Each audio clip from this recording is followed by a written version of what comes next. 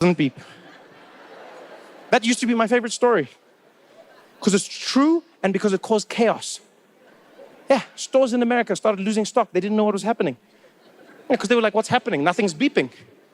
You know? And they were like, is there anything strange going on? They're like, no, some people are just shaking when they leave. But we don't know what it is. I was like, that's something that could never happen in South Africa. Like, yeah, South African security guards, they don't play those games. Because one of the parts that made the story extra special in America was that some security guards didn't want to stop people from leaving the store shaking because they didn't want to offend anybody who might be shaking for other reasons. Yeah, and then they didn't want to offend people, but here, there's no one who's afraid of offending anybody. Which you think there's a security who's scared of wokeness? Ah. In South Africa, here, the security guard, he'll just look at you and be like, hey, stop shaking, wana. Hey, so shake apa. Hey. So that used to be my favorite story, by far. Until what I learned at home. Because here's the thing I want to know about this. Who was the first? Eh? Every story has a beginning.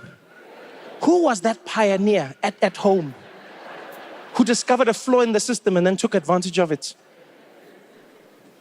Who was that person shopping with their family, buying things for the house, pushing the trolley around, casually, just there like, no, don't get a breadboard, get a breadboard, get a knife there as well, yeah, but get a knife set as well, obviously you want to buy, no, Dinesh,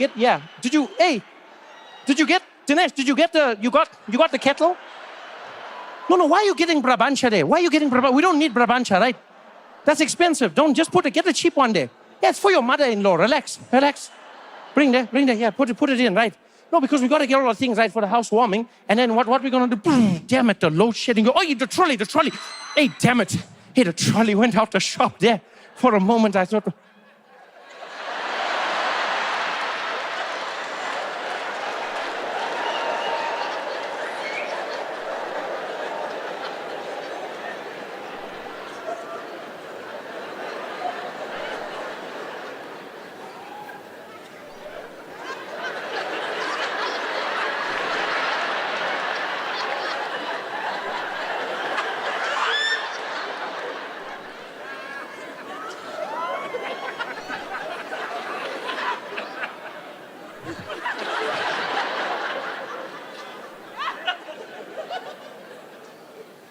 Hey, Suresh.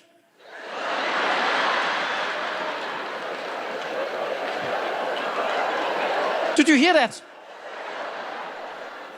No, I didn't hear nothing. Exactly.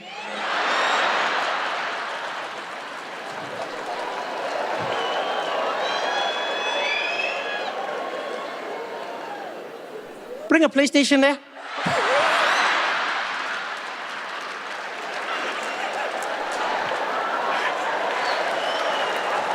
I want to meet that pioneer. You guys don't believe me, go and shake, you'll see.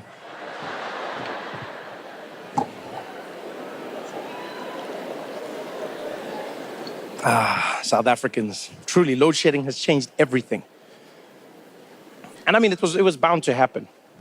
When you have that much load shedding, people are going to start, they're going to start adapting to it, right? Hedonic adaptation, it's what happens. When you're in any situation for long enough, you start to adapt to that situation and it becomes the new norm. That's what's happened in South Africa. Because now it's like, stage 6 load shedding. You're like, what? It's wild. The wildest load shedding I experienced was 4 hours in the morning and then again 4 hours at night. I'm sorry, guys. Can we have an agreement? Can we just make an agreement here in South Africa? And let's just say, at some point, we can't keep calling it load shedding. Yeah, because load shedding implies that there is a load that needs to be shed. But now, if there is more shedding than load, we have to find another name. Right? It's like it's misleading now. Like at some point, we're going to have to name it by the time where there is electricity, not by the time where there isn't electricity. You know what I mean?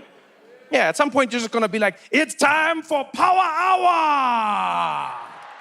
That's right, ladies and gentlemen, it's time for Power Hour. That 1 hour in the day when you get electricity to use all of your appliances. Our number one contestant for today is Tembi. Tembi, what are you going to be doing with your 1 hour of electricity? I'm gonna be using my blender to make a smoothie. Ha ha, Tembi, that's it, Power Hour. Proudly brought to you by Escom. Oh, man. Oh.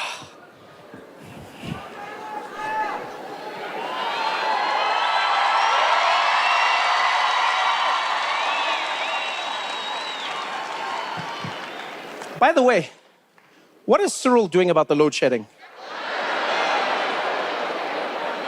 No, I ask because I've been trying to find out, and I can't find any information on it. He used to give press conferences every day during COVID, and then now he's gone. What is he doing? Do you know? Because I can't find nothing. He's doing nothing? That's an interesting approach. It's a really interesting one. I'll be honest, man, I don't know how to feel about Cyril's presidency.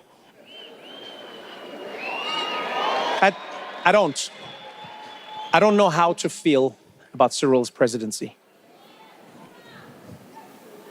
Because he was promised as the person who would bring consistency, right? I didn't know it would be like consistent load shedding.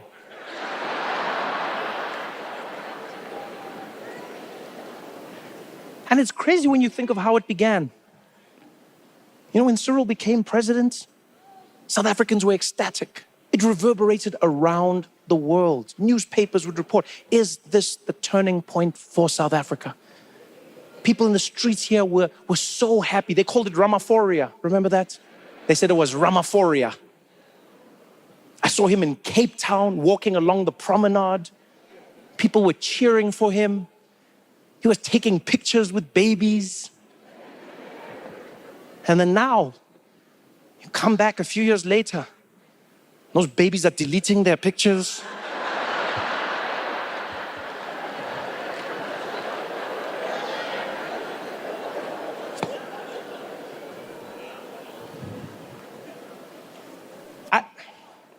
I feel like Cyril is the most disappointing president this country's ever had. Honestly, I feel like Cyril is the most disappointing president this country has ever had. Not the worst president, not the worst president, the most disappointing president. There's a difference. There's a difference, yeah. Because we all know who the worst president was.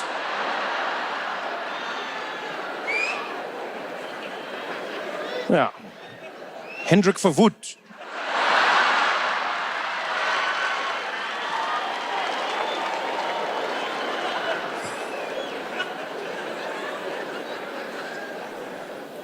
But Cyril is the most disappointing. The reason I say disappointing is because disappointment lives in the gap between expectation and reality.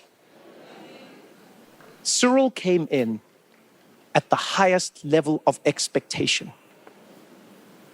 And now we're sitting here in a reality that's so far from what we expected. You know? Whereas with Zuma, say what you want about Zuma. Say what you want about Jacob Zuma. We weren't disappointed.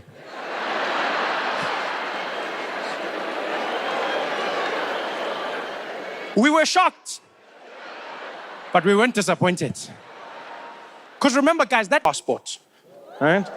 You say woo because you don't know what it comes with. Tandaga, be clapping already. Yay! Didn't even ask about terms and conditions. Because I read the terms and conditions of having an American passport. There are many things that I don't like. First and foremost, I will have to be subject to the American legal system. Yeah. I'm not enthusiastic about that, I'm not gonna lie. Because I never planned to do anything wrong in America. But in the back of my head, I always thought if something was to be done by me, I felt good knowing they would have to deport me. They would be like, you're guilty, you're deported. And I'd be like, no. And then I'd come home and be like, Maracas, you must know, must. South Africa, you guys know, must. You know what happens sometimes, man, you never know. Why did Rihanna leave her iPhone like that?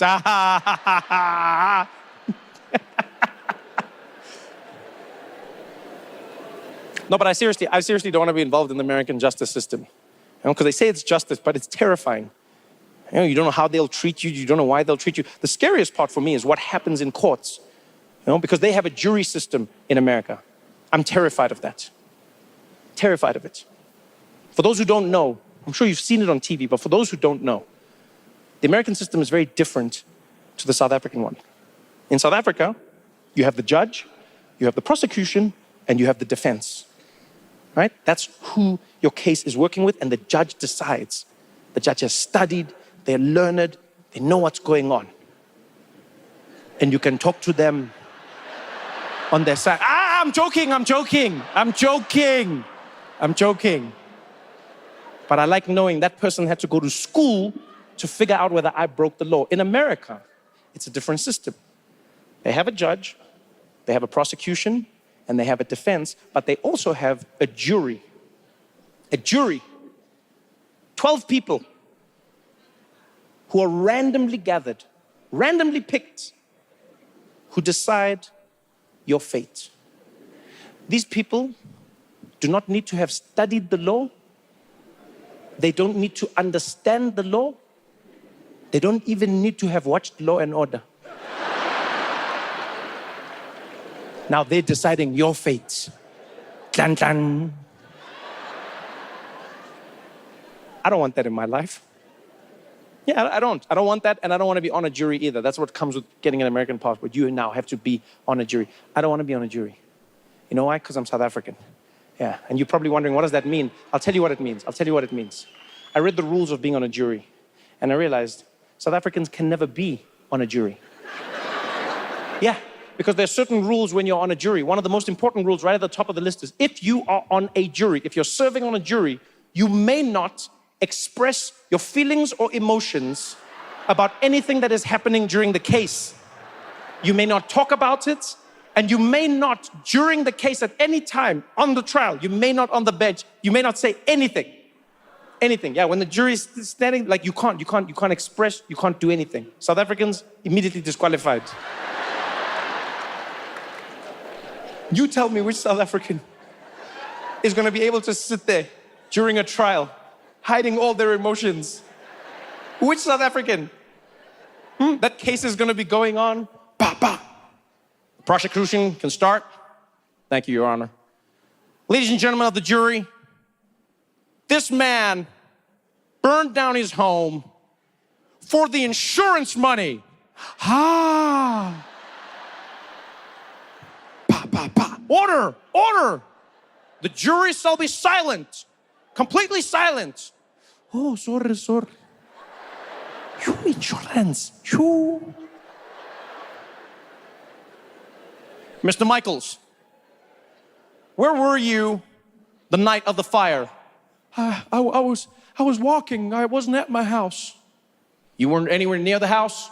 No, I wasn't. Then tell me, Mr. Michaels, why did your clothes smell like gasoline?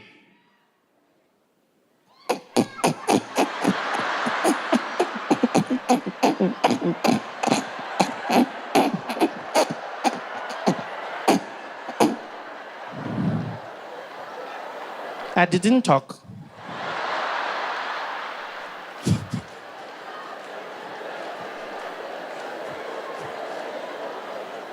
And can you imagine a South African jury deciding your case? You would never know which way the verdict would go. The judge would be there. Ladies and gentlemen of the jury, have you got your verdict? We have, Your Honor. How do you find? We find the defendant guilty. Okay, and why is that? He didn't greet.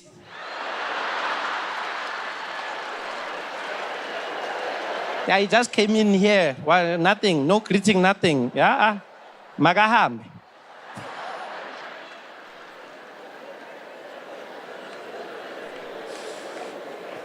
I choose South Africa every day of the week. You know when I realized this? When it solidified in my mind.